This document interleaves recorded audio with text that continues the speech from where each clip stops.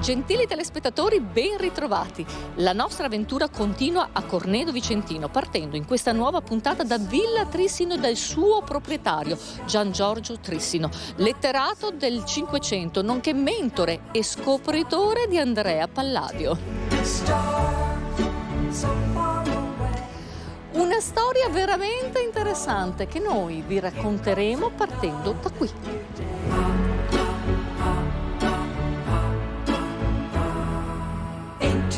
Buongiorno Sindaco. Buongiorno, ciao Ida, ben ritrovata a Cornedo in un giorno di festa per noi con i mercatini di Natale nel nostro cuore culturale di Cornedo. Sì, poi faremo festa Sindaco, ma facciamo prima un passo indietro a Villa Trissino e alla storia di Gian Giorgio Trissino. Chi era?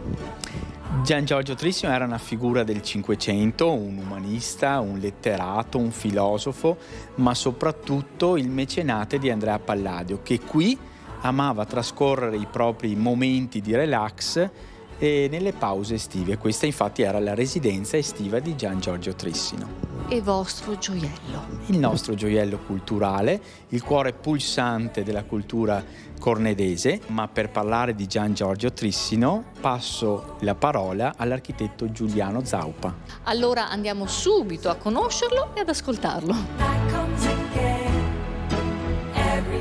Architetto, lei ha seguito il restauro di questo gioiello, Villa Trissino, una storia che parte nel 1500, un'epoca particolare. Il professor Cevese datava questa villa, la sua costruzione, tra il 1490 e il 1515, quindi in quel periodo eravamo in pieno Rinascimento e quindi naturalmente è stato un periodo d'oro, un periodo creativo, un periodo particolare che in fondo tutto sommato vede coinvolti in questo grande rinnovamento, in questa grande rinascita, il Gian Giorgio Trissino, letterato, e Palladio naturalmente, che è l'architetto oggi riconosciuto in tutto il mondo come tra i migliori architetti.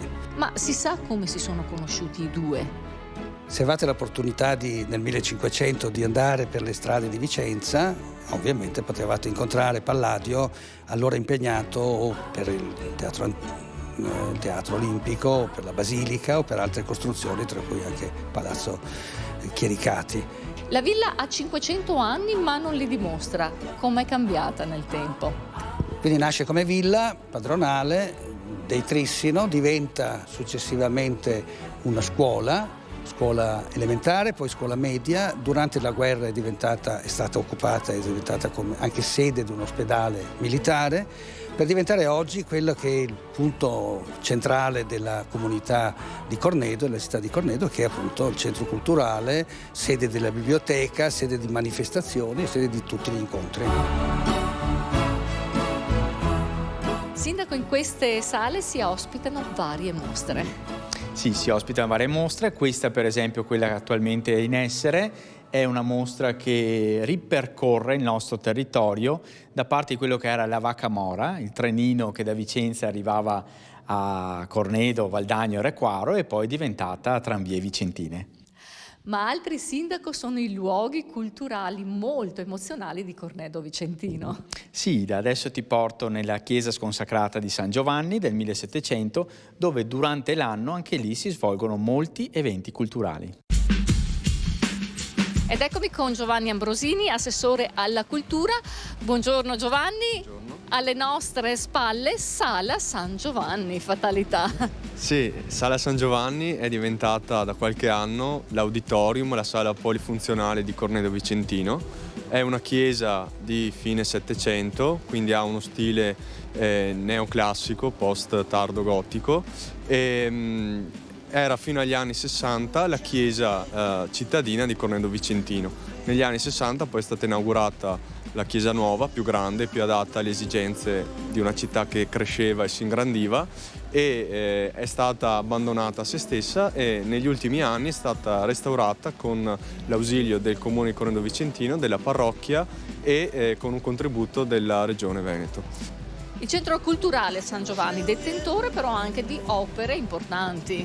Sì, al suo interno ci sono degli affreschi del pittore vicentino Pasqualotto, che è nato a fine del 600 ed è morto intorno agli anni 20 del 700. Fu un pittore molto prolifico nel Vicentino, vediamo sue opere anche a Vicenza, in tutta la provincia, e sono rimasti degli affreschi in questa chiesa. Alcuni invece furono portati nella chiesa nuova e adesso andiamo a vederli.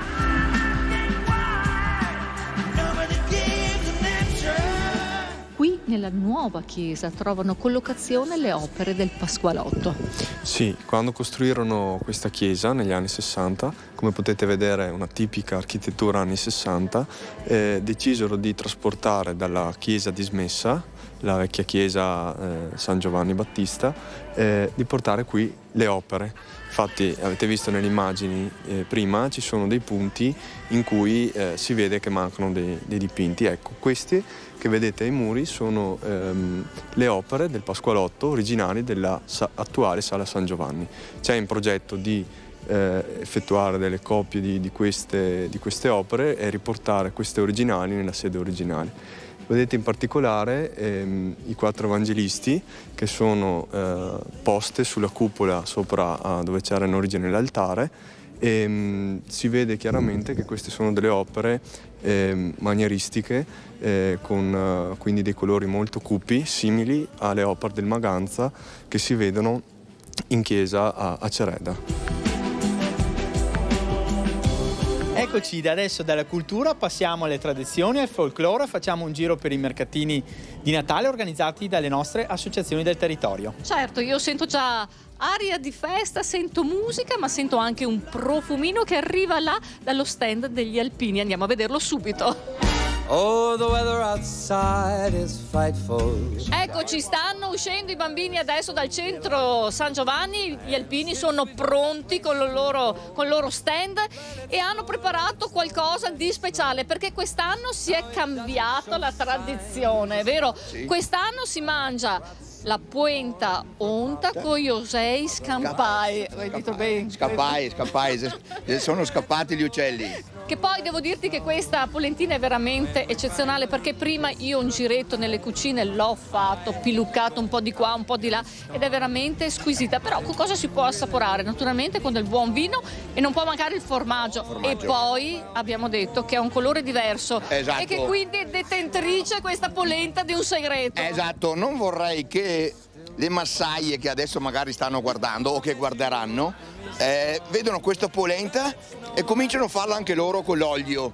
Non riuscirà mai questo colore qua, perché dentro questo qua c'è amore, c'è tanta roba. Gli uccelli sono scappati perché sono qua dentro. Eccolo. Questo è la mescola, è il nostro segreto. Abbiamo parlato di associazioni, ma l'importanza delle associazioni, ma specialmente degli alpini nel territorio e in queste manifestazioni. Voi ci siete sempre? Sì, noi ci siamo sempre sul nostro territorio. Tant'è vero che sabato prossimo il nostro sindaco ci darà la cittadinanza onoraria. Quindi è una massima onorificenza che un alpino può prendere. E allora facciamo un brindisi agli alpini e anche a tutte le associazioni di Cornedo. Evviva! Saluto qua. Facciamo un canto. Facciamo un canto. Brindisi. Siamo il bicchiere, facciamo cin cin. Beviamo. Tutto il mondo fa cin cin, sollevando il bicchiere di vin, cin cin. It's the most wonderful time. Gianna, un gruppo importante voi della Proloco, in quanti siete? Quanto tempo fa siete partiti per l'organizzazione di questa festa? Allora, noi siamo partiti a settembre e siamo un bel gruppo, siamo partiti con questo nuovo direttivo circa un anno fa, siamo una ventina di persone e ce la stiamo mettendo tutta per realizzare degli eventi che siano belli per il paese, insomma. Gianna, questi sono 2 piatti tipici del Vicentino che si possono offrire ai turisti e ai nostri commensali che arrivano. Abbiamo il pasticcio, un pasticcio genuino, fatto in casa. Fatto in casa, veramente siamo partiti dal ragù di carne cotto per tante ore da Giuseppe, poi la besciamella e poi la pasta pasta fatta in casa tirata a mano, e quindi tutto il merito ai nostri cuochi che poi si sono dedicati per tante ore alla trippa. Alla trippa, Maria, la trippa, perché la trippa ha un procedimento particolare, no, si fa presto a dire trippa e trippa, ma cosa bisogna fare alla trippa? No, intanto bisogna pelarla tutta, Pelarla tutta e pelarla tutta.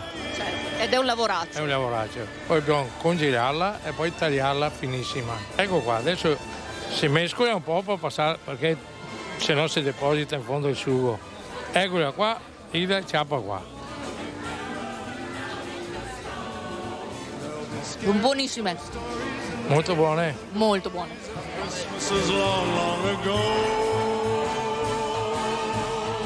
Sindaco, salutiamo il nostro pubblico dalla casa di Babbo Natale, da questo posto che sembra uscito da una favola. Il nostro viaggio è partito la settimana scorsa da Montepulgo, Cereda, poi abbiamo continuato qui oggi. Adesso cosa ci aspetta?